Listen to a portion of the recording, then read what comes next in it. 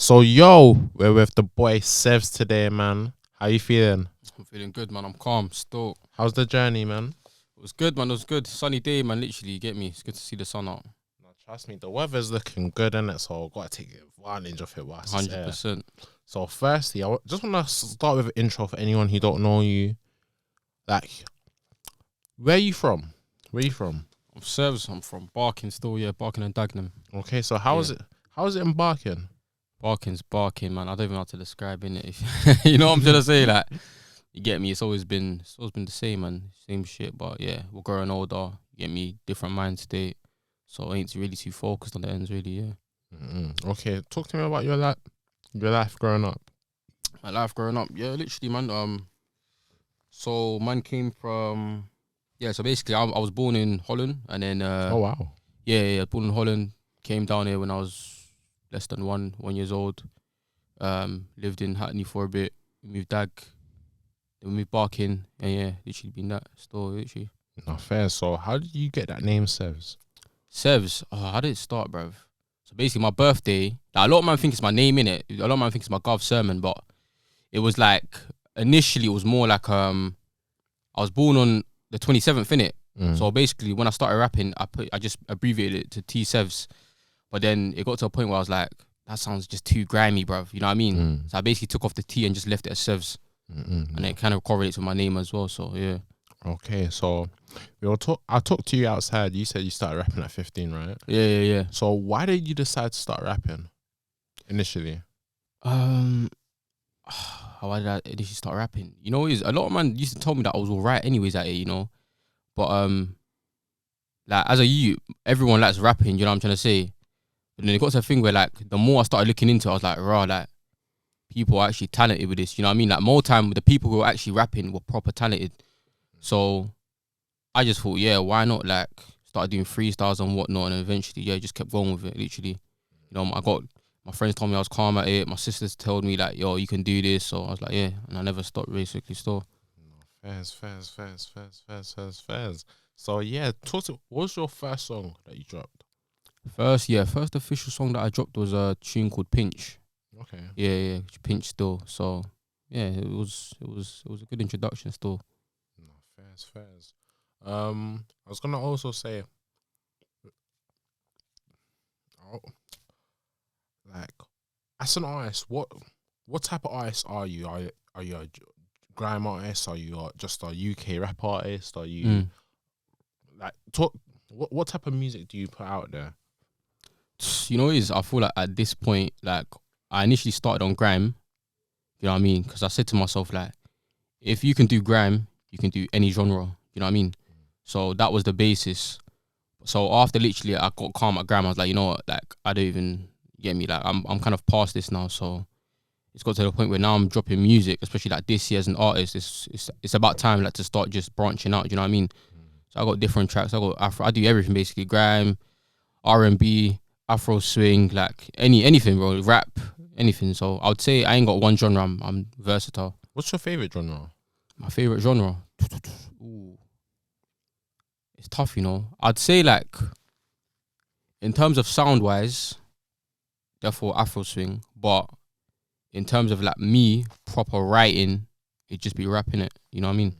No. Or if not, like more like popish, I guess. Yeah. No, for sure. So I wanted to sort of ask you this. I see that you're on PenGame now. People, especially as of recent, have been fucking with you on PenGame. Yeah. So talk to me. How did you first initially get into PenGame? How did I get into PenGame? This was just before, what was this? Might have been the 2023 summer when I joined. Yeah, I think it was 2023 summer. So basically, literally, I wanted to go into a rap game innit during sixth form, but I couldn't because I was in sixth form innit. So it was a thing where I kept trying to apply, but them man were a bit like moving a bit. I don't know, man. You know, they would pop up, but then they wouldn't respond back innit. So then it was got to a point where I was like, cool. I shouted Lil Shax. And I was like, oh, what can you put in a word for, man? Because he won in it. So I was like, oh, can you put in a word for, man? And then yeah, literally from there, got in touch with them, sent them a couple of my freestyles, and yeah, literally I was on there in the summer. Lively. And wanted to ask, like, how's your experience on PenGame been so far? Like, you've been getting a lot of attention, a lot of positive attention. Yeah. So how does that feel to get all of that? You know, it feels good, man, because I feel like, you know, it's weird because I've been rapping for so long, and it's kind of like a lot of people have seen me in it. So my fans, basically, like ones who have been watching me for time, they're finally getting a bit happy. Like, he's finally getting his flowers. You know what I mean? Because I've always been a lyricist. Like, at one point, I just became a lyricist. You know what I mean? So even when I joined PenGame, I still stuck by that code. You know what I mean? So 2 years ago, I still stuck by that code. So it took me 2 years to finally, you know, kind of for people to wake up. Do you know what I mean? Like, obviously the cheese battle was good. That put me on the map a bit more. But I feel like this battle with Drizz was the one where it was like, yeah, like people are appreciating the lyricism, and that's what I've always been about, anyways. Do you think that music's kind of lost the lyricism in it? Because a lot of people do argue that all people talk about in rap is just like drugs, money, murder, sex. Do you think that statement holds truth, or is that just like people aren't looking hard enough for said lyrical talent and music? You know what? Two things can be true at the same time, bro. You know what I mean? Two things can be true at the same time. It's both of them, bro. Like, yeah, people are rapping about that more, and that's what gets you money, and that, you know what I'm trying to say, that's what makes you stream. But if you look properly, like, even I saw that Cortez cypher. There was a guy I'd never heard before called Kimbo. Barring, bro. Barring. I was like, raw. Like, he said Michael Owen like 3 times, but in different different words. So I was like, raw. Like, there's still people like this, you know what I mean? Like, you could look at people like LR Luce, for example, another person who's still barring. Sykes. Like, it's still prevalent, but it's just not like appreciated as much, and that's really it. You know what I mean? Why do you think that's so? Like, do you think it's because music's become shorter, or because people have shorter attention spans, or is it just like maybe the controversy of like rapping about certain subjects that makes people feel more inclined to rap about said subjects? It depends, you know. I feel like it's just after 2020, it just kind of got to that point where it's like nobody really wants to invest in talent. They'd rather invest in, you know, numbers, if that makes sense. You know what I mean? So it's about what you do on social media and how you present yourself. Every now and then you might get lucky, you know, you might find a gem who pops off, but it's hard to retain that. If you're making tracks that are like mainstream, you know, a good sample, it's easier, innit? You know what I'm trying to say? It's easier to catch in the ear, and it's easier for labels to just approach you anyways. You know what I mean? Sorry. No, definitely. So I wanted to ask you this, another PenGame question. Yeah. Who are your top 3 outside of yourself? My top 3 on PenGame. You know what? I've recently, like, I think, I'd put Orion. You know, like Prime Orion, Ren, you know, is with Ren. Even though the way he raps is quite slow and like he's very underappreciated, like his jokes are more, like it's powerful more than anything. Do you know what I mean? And I feel like that holds weight in a sense where, let's say he's the master of jokes. Then you got Orion, who's probably like, you know, Abara as well. And then you got Zen as well, who's obviously a veteran. Do you know what I mean? So them kind of 3, I'd put up there for now. Yeah. No, definitely. And this is another controversial one, though. Who's your bottom 3? My bottom 3, oh my gosh, bro. Oh my days. Oh man, this is dark. What you making? You making this on camera, bro? Chill. Oh my days. Bottom 3. You know what? Just in context of least battles, I'm gonna put Too Mad for now. He's not bad, you know what I mean? He's not bad at all, but he's only had 1 battle, I think. Too Mad, Too Mad. I think IB Rules, you know, duppied him. And then the last one, it's tough, man. I don't even know. Who's the last one, bruv? Because Hunts, I know a lot of people want to say Hunts, but Hunts is actually a barra, low key. Who else is there? Cucha's improved as well. If anything, I'd have to put Deeno only because of the chokes. You know what I mean?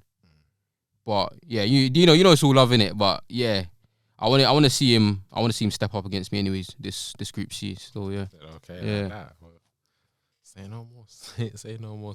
I like the way you kind of like done that stuff. Come on. But cool. It's all love, man. It's all love. But cool. So outside of actually, before you even go into that question, Yeah. What do you think's been your favorite battle so far, for you personally? Favorite battle? I'd like to say the 2v2s with against Efton and Dan. Even though we lost, even though me and Scams lost, I feel like that was just like in retrospect, you watch it back and you're thinking this was a battle and a half, bars flying left, right, and there wasn't too much like, oh, your mum this, your mum that, you know what I mean? So I like that battle still. It was like the OGs versus the young G's as well, you know what I mean? Kind of thing. You know, with all these like with the bars and shit and people's like, does it ever get to you that with like the whole mum jokes or like dissing certain things about you? Like, does that affect you? Because obviously I've seen PenGame and some people react, like a bunch of people react. So how do you personally keep your cool? You know, it is in my head. It's like it's a job. You know what I mean? You keep professional. That's the most simple way I can put it. Like, I've come here to do my job. I haven't come here to like you know, beef anybody. So more time with that kind of stuff, I just keep out of the way. Do you know what I mean? It's nothing generally personal until after the battle. Do you know what I mean? Like, if you bring about my mum, whatever, like, you can talk about it. That's fine. Everybody says this is like the one to suck your mum, cool.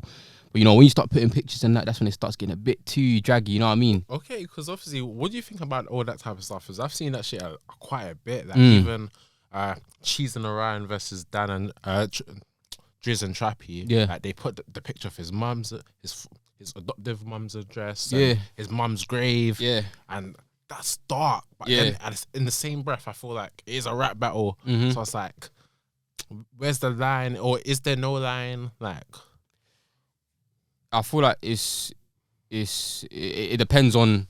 I'm not too sure what the relationship was. Do you know what I mean? Like why Drizz even thought, yeah, I'm gonna take it. Do you know what I mean? So I can't really say, no, they did that to Drizz. No. Oh. What do you mean? No, so you know who's Orion and Cheesy, they put up like, what's it called? His mum's address or something. Yeah. Then they but Drizz done it first. True, no, you know what I'm trying to say? No, fair. So I don't know what kind of escalated that for Drizz to be like, yeah, let me do that. And then obviously Orion's just retaliating in it. Fair enough. Do you know what I mean? He got his get back. So it's more like, if you're going to do that, you got to be ready for the consequences. Do you know what I mean? Because then once you do that, it's everyone's game. And then it's just worse anyways, because it's like, for example, with Drizz, when I battled him, if for example, he never done that to Orion would have never done that to him. But now that Orion's exposed, whatever, that's information for me now, for our next battle. Do you understand what I'm trying to say? So it's a dangerous game when you kind of play into that kind of area, you know what I mean? No, for sure. So outside of music, is it okay if I can ask what you do with yourself? Yeah, naturally. Yeah, so literally I'm a uni student, was working on the side and that, and then literally just balance it with music, man. You know what I'm trying to say? Literally trying to learn how to make beats, you know, learn different languages and all that kind of stuff as well. Yeah. You know, I respect that heavy, man. Yeah. I feel like a lot of they don't, especially as rappers, they don't like to say that, yeah, man's doing uni, man's get a job and shit. Yeah. A lot of man don't like doing that. Yeah, no, facts. But you got to try and monetize, innit? You know what I'm trying to say? Like, right now, obviously, with me being in PenGame, I'm just trying to monetize now. You know what I'm trying to say? Get to 1K subs on YouTube and whatnot. You know what I'm trying to say? Like, you're growing up in it, so you got to lock in, bruv. You know what I'm trying to say? So with the music thing, man's going harder now, innit? No, for sure. And cool. I want to ask you this as well. Like, what's your thoughts on drill music as of right now? And do you think drill music is dead? Drill music can still be like, I don't know how to describe it. It can still be aesthetically, like, to the ears. It can still sound all right, you know what I'm trying to say, with the right beat and whatnot. I feel like, for example, Poser, his Jersey drill, I feel like as long as it's not the general drill, it's all right to, man, you know what I'm trying to say?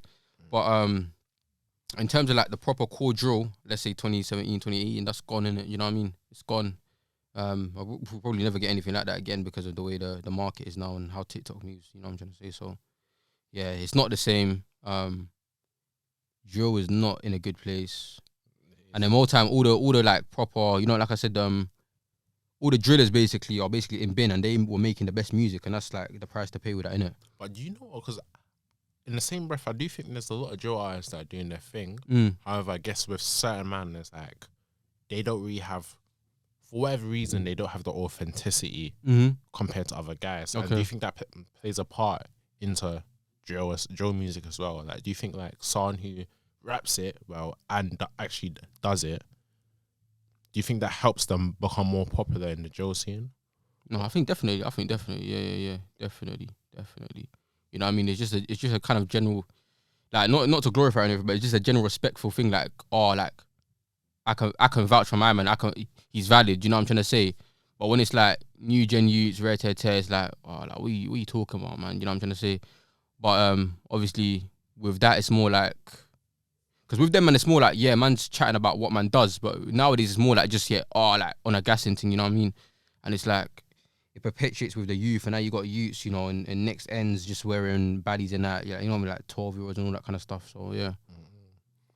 Talk to me about the grime scene and so, because obviously a couple years back, people were saying grime is dead, but now it looks like it's having a resurgence. Like, you've got guys coming back now. Scotch is doing his thing. Yeah, like Skepta.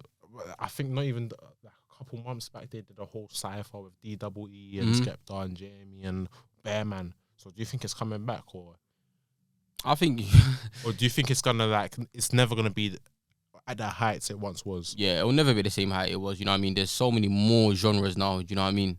Like before, it was just basically like grime. There was rap. Then they went into the era of, you know, like grime or whatever. Or even before that, you can say Esky, whatever. You know what I'm trying to say? But there was a period where grime was heavy. And then there was rap. And then you got like your lyricist and Dave and whatnot. The Afro swing, you know, the Afro swing season as well. Let's say 2016, 2017. But nah, I'd say grime definitely wouldn't be the same no more. Like, obviously, there's some OGs doing some stuff. You know, trying to help. Like, for example, I think Teddy, the producer, he's with like Little Shacks and LA, yeah. Who else was on that? Little Shacks, LA, Yarrow, yeah, no, so he changed his name, Ty Nero, and Shakes the Kid. That's, you get me, yeah. So there's a couple man still doing their thing. Scorch are putting on the Young G's as well. Big up Bambino and IB. Exactly, yeah. So I see, but it's not like, for example, if you want to actually bring it back, it's not enough. And I feel like the OGs are in a position where they've got so much exposure and clout, they can do more. You know what I mean? But yeah, that's a whole different topic and discussion in itself, really and truly. No, definitely, no, that makes sense. That makes sense. So, in terms of music, what do you think is your proudest moment? My proudest moment in terms of music, that's a difficult question, you know. So you've had a few, like, I know you had the PenGame cipher on Link Up TV. Yeah. You've had the Next Up with Mixtape Madness. Yeah. Obviously, you've been doing numbers on PenGame. You have some of your own stuff as well. Like, I can't lie, even on your own channel, you're doing well for like an independent person. Yeah. You know what I mean? Yeah, thank you. What's your personal proudest moment? My personal proudest moment, you know, I wouldn't even say it's any of that really. I'd say, you know what, I think my proudest moment, not the battle itself, but more like when man was reading the comments and that, yeah, for example, of the Drizz and my battle with Drizz, like, I'm just see that the comments were just like flooded with like this guy is a different level in terms of lyricism. That he reminds me of Dave. He reminds me of Qadr, because Qadr was my favorite rapper at the time as well when I started rapping. So I was just thinking, like, it felt good, innit? You know what I mean? Like, not in terms of numbers or nothing, but just like the respect that I've kind of been looking for. You know, the flowers. You know what I mean? For the hard work and like in-depth stuff that I kind of write. Because nowadays it's like, in order to make music, you kind of have to flower it down, but I still want to keep that kind of level up there. You know what I mean? And that's the reason I'm with PenGame. You know what I mean? No, definitely. So I'd say, yeah, my proudest moment will probably be the gratification after the Drizz battle, if that makes sense. No, that's proper. No, definitely. What musically? What are your goals? Musically, musically, like, who, like, type of people you want to work with, the certain, like, I guess, benchmarks you want to achieve. With music, I definitely want to basically create, like, let's say, an EP at the end of the year, maybe, number one. Number two, make all different types of music. You know what I'm trying to say? Like, let's say, for example, different types of music from different eras. I think that'll be live. And number three, maybe just like, I don't know, one day get a tune with Dave or Gets or Rich. You know what I mean? Yeah, I want it to be levels, man. Definitely. Cool. So in terms of, like, right now, who do you want to work with? Who do I want to work with? You know, I feel like I want to work with more female singers, just because I feel like we're not in that era no more where the man them used to do, like, let's say the man them will be on on a verse, or they'll share their hook with a female as well. You know what I'm trying to say? But that era with of pop, especially, like I feel like pop is such an underrated genre, and like I'd love to like try to replicate that kind of stuff later down the line. Still, get me? No, definitely. Cool. So I wanted to touch on this that's been happening. Yeah. So, obviously, I don't know if you watched the interview I did with Bambino Qadr like, back in the day, and we also did a live stream with Tanks, myself, and also known as Mr. Harsh Reality. Okay. With Bambino Qadr. I don't know. Have you watched any of them? Nah, sorry, I ain't online like that on YouTube. No stress. So basically, for context, Bambino Qadr and Central C were best friends at a point. Like, Okay, tight. yeah. But obviously, they fell out, and Bam's basically trying to say that Central didn't really like help him out when he needed shit. But he didn't give him the opportunities to try to make it himself. And he even went as far, at least in his most recent interview he did with some Americans, he was saying how like he's the one that actually helped Sench become more of a nigga in a sense of like basically styling him. Oh, yeah. You know what I mean? Yeah. So what's your thoughts on firstly, what's your whole thoughts on all of that? It's tough to say, man. You know, is like with especially, you know, is I feel like with the whole Central C thing in terms of like his looks and that, like, it's a thing. So is Bambino basically saying that he copied his style? Like, yeah, I think he was trying to say that one, like Sench kind of copied his style, and on top of that, he was basically trying to say that he kind of put Sench onto certain things because obviously we all know about the infamous picture of Sench in a nose ring and that. Yeah. Not even this, like back in the day. Yeah. And basically what Bam was saying that he was trying to show him that, yo, don't do this, wear this, act like this. He was even saying he was putting him onto bare things, bare shit. So what's your thoughts on that? What's your take? First of all, you just got to start with like there's two sides to every story, innit? You know what I mean? Like, has Sench said anything or? He mentioned in his album Can't Rush Greatness. Yeah. Before he did this most recent interview, Sench he said like a bunch of lines about him, but he was basically saying that like you snake me with that Judas. You say it like in my face. You say it's all good, but when you turn your back, you're saying it's not. Basically saying how like you're in London, there's bare opportunities, you can do shit for yourself. He was also saying that I was taking you to bare different countries and shit. You're seeing different things that most niggas will never see in their lifetime. And he also reflected at the very last bit saying how like I don't know if I could have made it without losing my dog. Like from what I know, like they were very tight. Like both their parents know each other and that. Mad. You know what I mean? Like Sench lived at his yard and that. Mad. You know what I mean? So it is quite sad to see, you know. Yeah, I'd say maybe like it's a difficult one. Like for example, if it's a case where you know that Bambino is telling the truth, then it's sad to see it. Do you know what I mean? Like if somebody's put you on, it's only right you reciprocate that like down the line, and you're grateful in it. But in the same breath, in terms of like Bambino, for example, you have to understand that not everybody's gonna put you on or have the best intentions for you in it. So you gotta take accountability and responsibility and be like, you know what, cool. You know, he's not putting me on. Let me go chase it myself in it. It's type of shit in it. So yeah, like you can't be like there's no time to cry, waddle, retete. You know what I mean? Like you gotta get up and go get it, bro. You know what I'm saying? Like if he can do it, there's nothing saying you can't.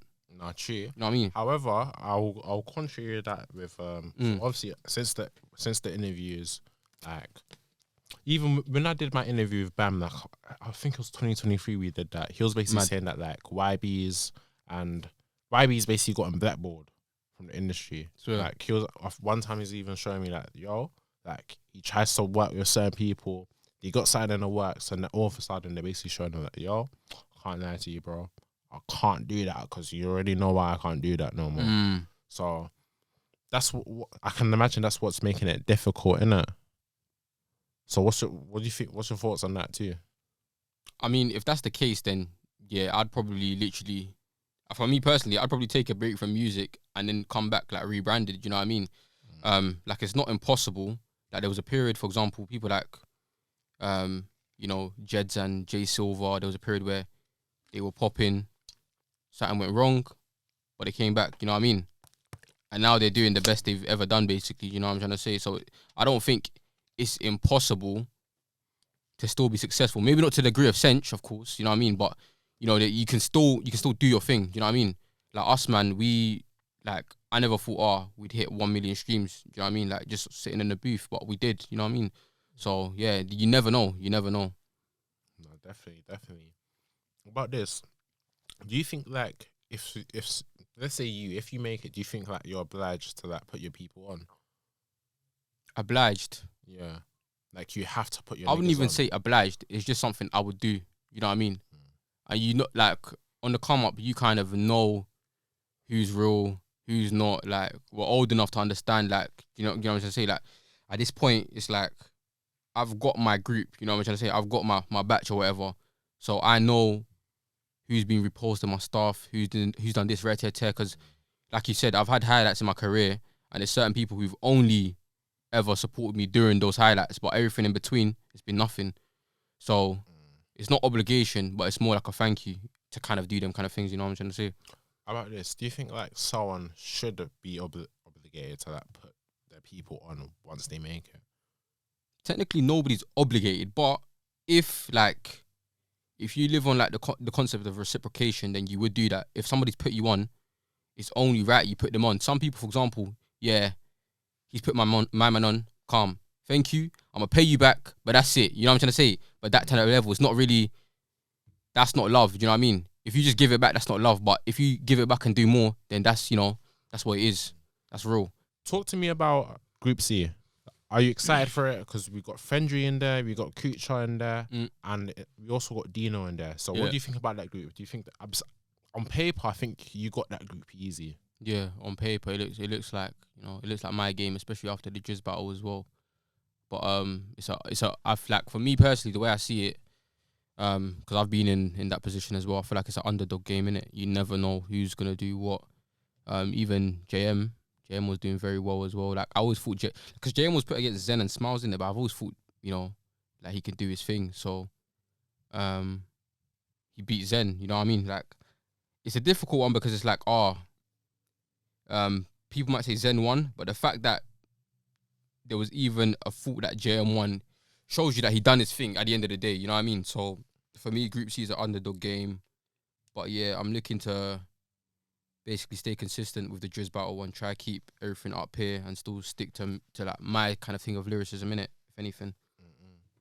Cool. In that group, who do you think you're most excited to battle against? I'm most excited to battle. Ooh. In terms of disrespect, like in terms of, you know, it is because for me, it was like I think the most difficult person was Slide to write for was Cucha. I started writing for her last, basically, innit? But yeah, because she was she's the last person I wrote for. I thought it was most difficult to write for a female. I think that would probably be the most interesting one. I feel like it's gonna be a different side. Definitely. What's your thoughts about the UK underground scene right now? Because some people love it, some people hate it. What's your personal opinion? From what I've seen, anyways, I think it's doing alright. I think it's thriving still. You know what I mean? There's a lot of it's refreshing. You know what I mean? Like there's a lot of good songs down there as well. Like it's something different, man, and that's what the UK Sly needs. But the problem with that is that it's kind of like it's difficult to call it underground sometimes when it becomes oversaturated. You know what I mean? Like, or when it becomes trending or popular on TikTok. So, you know what I'm trying to say? Like it goes from underground to mainstream. So it's in a bit of a weird place, isn't it? You know what I mean? It's not a bad thing though. No, definitely. Also, I wanted to ask you this because obviously I see that you're doing PenGame, but as well as that we see that you do music outside of PenGame as well. Yeah. I was gonna say, you know, with PenGame, do you feel that sometimes that kind of boxes you in, and some people think that you're just a battle rapper? No, definitely. Obviously, to a degree, anyways, because you know, like nobody wants to just be known as a battle rapper. Everyone on there is an artist. You know what I mean? Get me? Everyone's got their own skill set, so everyone's kind of, I guess, in a sense, just gone there like Smile said, for chances. You know what I mean? To showcase your talent, and if you really, you know, F with man, in terms of what I do on the stage, then you know, hopefully you rate what I do in the stew. You know what I mean? So I'd say that's the only stipulation or like downside of being boxed in, but there's nothing to say that you can't get out of that box, innit? You know what I mean? As long as you're consistent outside of it, just make sure you're active. You're not, you know, constantly just pen game. You know what I mean? So yeah. Are there any shows that we can see? Like, have you performed yet? Have I performed? Not like of my own shows, but I've definitely done like couple shows and that like, or pulled up to like performances, live performances. So like Box Park, I remember there was one. I done one in ends. Literally even PenGame, I'm performing on the 20th. So that's gonna be a good way to showcase outside of you know the battling, what else man does on a live thing. You know what I mean? No, cool. On top of that, I also wanted to ask you, what's your thoughts on Vybz Kartel? Because I watched the interview the other day, and Vybz was basically just saying how like he's gonna stop bleaching his skin now, which is good to see. So what do you think about that? Because obviously I feel like with the black community, there's a lot of self-hate. There's certain things that I could talk now where people say, "Oh, you can't say that," but bro, like it's real shit. You know what I mean? So what's your thoughts on Vybz Kartel saying all of that? No, man. It's a difficult, like in terms of just in like in general, like I feel like there's such a divide, bruv, in the black community. It's mad, you know what I mean? But yeah, the whole thing with Vybz Kartel bleaching his skin is a bit brazy, man. Like, is there a reason why he done it, or did he say why he done it? He was saying that he had struggles with self-love. Okay, that's brazy. Nah, man.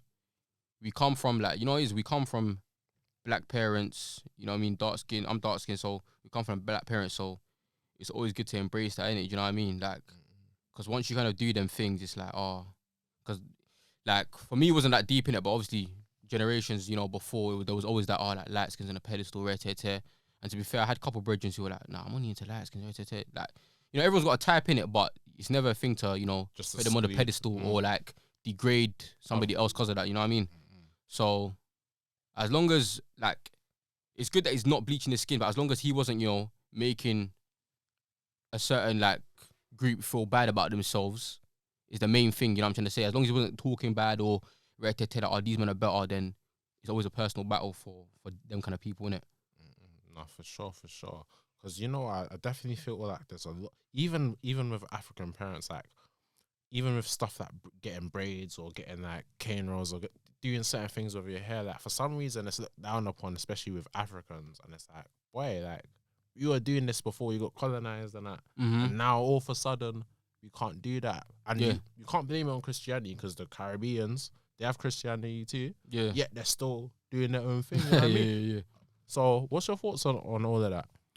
African parents need to just, I don't know, they need to just go outside, bro, touch some grass. I'll be real. They need to just touch some grass, bro.